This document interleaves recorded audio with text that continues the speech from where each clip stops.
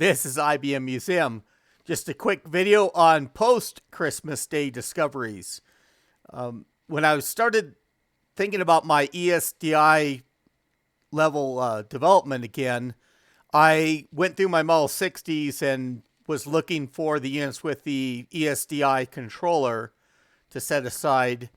And I put 2 units aside, and you saw one of them on the video the other day. The other one, when I brought them up to my recording location, I'd gone through and I had pulled the controller out of it, and I looked at it again and just thought that I looked at the submodel, and it showed up as an 8560-041, which is an MFM drive. And so I thought I just mistakenly brought a unit up here and that didn't actually have an ESDI drive in it. And so I connected an MFM controller to it, and it didn't see the drive from there. And so I pulled the drive out, which is a chore in itself, and looked it up online, and actually found out it's the 314 megabyte ESDI drive. And this would have typically been on Model 80s instead, not the Model 60s. But it just made me aware once again that I can't follow the submodels that are shown on my units, because a lot of times I've upgraded them, or someone else has upgraded them prior to me having them. And it's a little bit better to check the devices on there physically to take a look.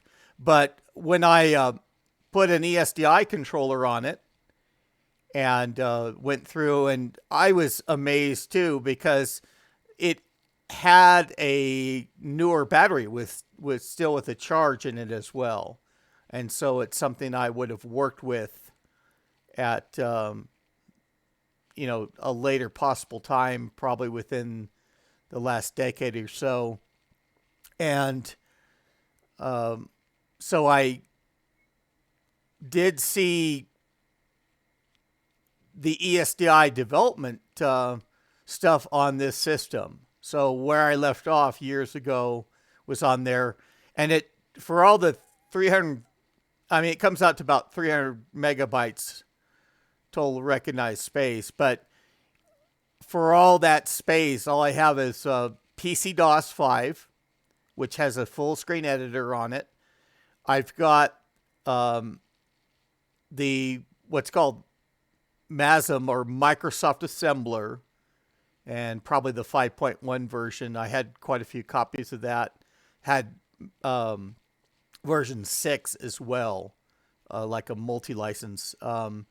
So, and then as part of that, I have also the Codeview program, which is a full screen debugger. You able to step through programs, and so I'll get writing more code. I figured out the code from the other night that I plugged in, and actually plugged it in successfully on the paper I had out.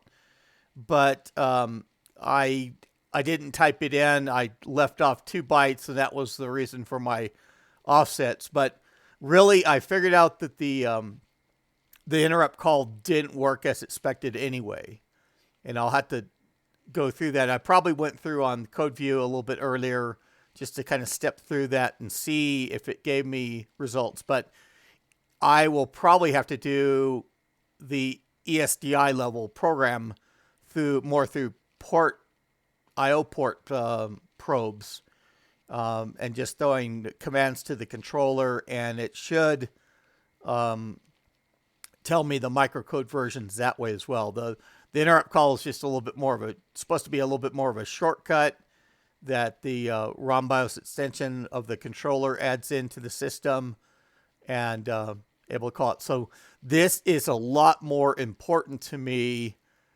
for the ESDI level development.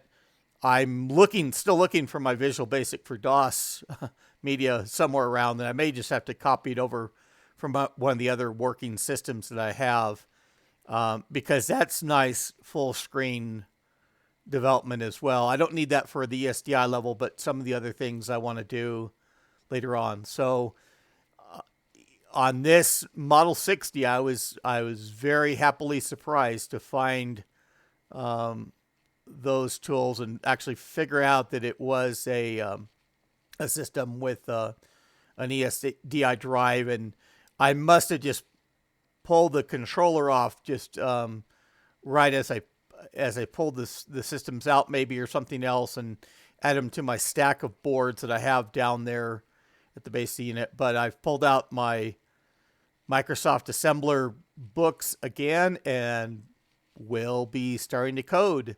But I thought I'd provide that brief update. Of course, if you like the video, like the update I provided, please click on that like button, and please subscribe my channel as we follow through for this content and much more. But that's all I have for now. This is IBM Museum. Thank you.